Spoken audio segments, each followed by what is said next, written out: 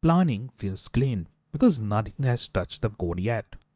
Implementation is where the hidden assumption can become the bugs, unless you separate the road, keep the slices small, and force the result to a proper validation gate. In lesson 4, that gives us the plan. Lesson 5 turns that plan into a focused implementation. Also, we will see why generation is not just enough. The reusable idea here is a role separation, not the agent syntax. The tester owns the test, the implementer owns the production code, and the reviewer owns the validation. Two boundaries make those lenses enforceable. Every agent should have minimum tools it needs, not more. The planner has no access to write. The implementer can edit but can't run the test. The tester can test but shouldn't touch the production code, and the reviewer can't modify any files at all. This is useful demo, and you can actually go to the GitHub repo. The link is available in the description below for local try. Start the section from a lesson folder. Run the scripted demo and then immediately run the validation utility. And let us see what we produce there. Let's go in our Visual Studio instance here and see how it works. So I'm in my Visual Studio instance and I have managed to run it before as well. So I'm going to clear here and I'm going to run this utility again. This time we will be running GPT 4.5 because I don't think so it is capable of Cloud Haiku 4.5 as well. So we'll be running on GPT 5.4. My bad pardon, I mispronounced earlier. Anyways, so here what will happen, this is the application which is currently not running, but this is a current snapshot, and this is the product spec that we have copied from the lesson 4. It will implement the complete product spec into the code we have copied already from the standard app test app pack. So it's basically here app, and this is where we always copy. So we always start with the state that we want to actually validate. So we do not mess up with the previous states. The expected files are generally the rule file and its test file because we are following the TDD. And you can see here in the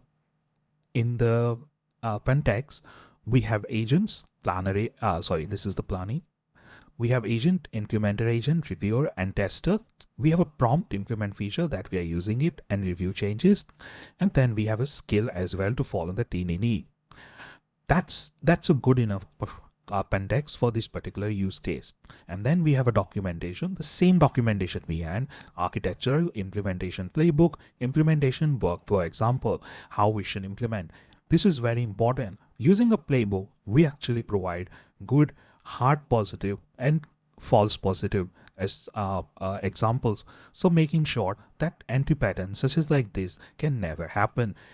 It's very essential to declare the anti-patterns that we want to avoid clearly in any context file and make sure that it is discoverable. Also, the non-functional requirements are very important. With every spec, ensure you attach the correct non-functional requirement and the hard negatives that you can provide them as well. Now, while it is running, I will go to the run and see the VDST how it run. By the way, I have managed to run before on Haiku 4.5 and it did work pretty much well. It all passed, but with the Haiku, I was not able to get the test successfully run. With the GPT 5.4, it actually worked perfectly. It was, anyways, the Haiku is not that self-sufficient when it comes to this complex implementation. So basically, we will look for everything. Now, the reason why I'm showing you, because when it fails, my utility can also make sure that the scorecard updated. So every scorecard you have seen pass, but you imagine that how that come to pass. Here in that util script, it generates automatically. Whenever we run this, it generates and make sure it validate against every potential dimension that I want to check. And these are the deterministic dimension. That means they are not working on a probabilistic view that whether I should pass or I shouldn't pass. It will define it does pass or it doesn't pass. That's it. It has no further ambiguity on those. Context utilization and everything works well. On it failed was a direct loon state input. that was not something it was managed to get through. Also, the needle implementation was behind the wrong gate. And this is why I'm showing you that every vibe coding request or every AI assisted code request must be not just backed up by simple unit test or integration test, but you also would need a session test. That means whatever the session has done, has the session followed the correct path and desired outcomes. And this is what we validate using not just code implementation, but also the log and thinking process that has been generated. So if we find some thinking process that is not up to the mark, then we also sometimes pick it up and make the session fail and understand why it went wrong. Because the right by the fluke is worse than wrong by the deterministic output.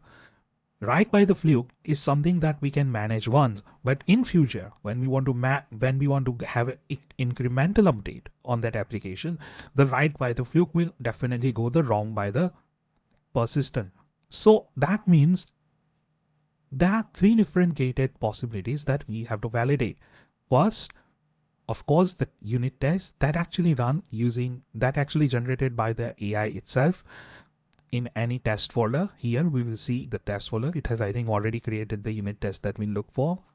Then there is also the utility which runs certain util command that I have created. You can always look for this utility here, how I created, and you can recreate for yourself as well. It's not very difficult. But more importantly, there are deterministic tests. So these tests are not part of the session itself, but these tests were generated beforehand the session in anticipation that what we are expecting in terms of functionality. So they are deterministic tests in anticipation of what we should get, and this test should pass. Without passing this test, the session will not be successful.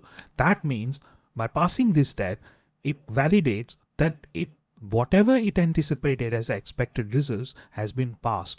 Because bear in mind, when generation works, the code is generated and then subsequent unit test and integration test are generated. If the LLM somehow make a mistake during the code generation, most probably the same mistake will be carried over with the unit test. So the parity between the implementation and the unit test will always be false positive or false negative in case if one of that goes wrong. And that's very important aspect.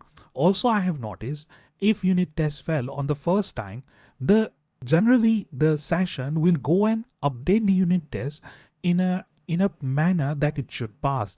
So anticipation tests are very important here, that you anticipate beforehand and your LLM does not have access to, which will tell you that whether your implementation is as accurate or not. And this is a really big concern with many implementation, where the implementation and the test parity is driven by the same session. So make sure you break the session. Now here, demo is completed, and if we see the change file, then we get exactly the result we wanted. If we see the demo patch, it did perfectly what we expected of. And now let's see that if we can run this particular just a minute, Python util.py, and I will stream. I don't know why it's not going through.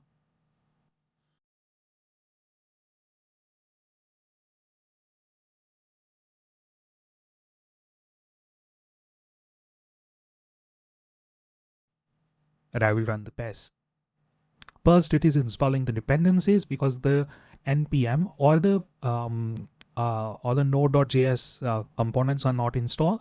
So it will install it first. We have just created, validate it, and it will run all the AI generated code. And then once the AI generated codes are successfully passed, this utility will also go and run the anticipated codes that we see. So all the AI generated codes are passed, and this is the code that we expect them to generate by AI. And these are the Python code which I mentioned using a Playwright. So it actually run the application inside and validated and going through the UI integration test, and they all pass. So basically the anticipation of the UI changes and the functionality is also passed outside of the session scope. And this is what I want to show you, multiple validation gates. Without this multiple validation gate, it is very difficult to assess whether the AI has successfully managed it or not. So let's go back and try to run application, and let's see whether we get the application up and running. I don't think so. I have run the application before this session, but let's see. So npm and run dev.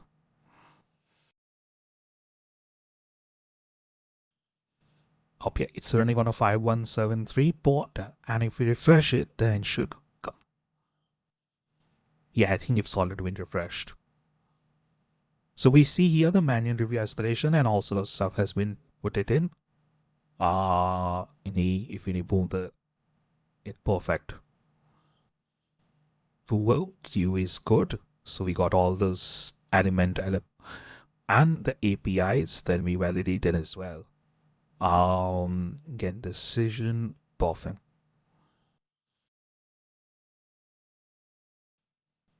So let's see if we can manage one of the application. That app 3, it's in decision mode to finalize. Now it's been finalized. So we can see here the notification handler actually managed pretty perfectly. And if we see the queue, yes, we got this latest here notification requested because of the Californian law. So I think everything perfectly worked here as we anticipated. This is the same test cases which actually run by our Playwright, and also the unit test that was previously run by the same utility, but unit tests were generated, unit test and integration tests were generated by AI itself, and these are not generated by the same AI session. They were generated outside of the session in anticipation, so beforehand.